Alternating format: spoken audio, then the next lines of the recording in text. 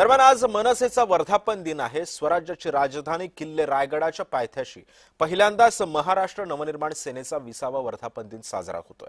किल्ले रायगडाच्या पायथ्याशी मनसेच्या वर्धापन दिनाची जय तयारी सुद्धा सध्या सुरू करण्यात आली आहे।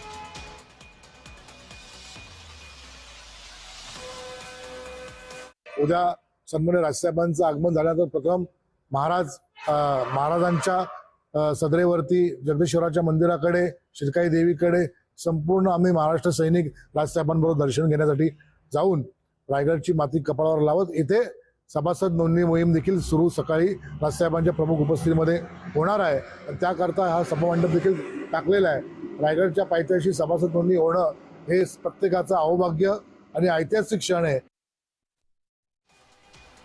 त्यामुळे एकंदरीतच पाहतो आपण, मनसेला आज 20 वर्ष पूर्ण होत आहेत। पक्ष स्थापनेनंतर राज ठाकरेंनी रायगड हा किल्ला नोंदवलेला आहे आणि याच किल्ल्यावरून आता ते आपल्या वर्धापन दिनाची सुरुवात करतील।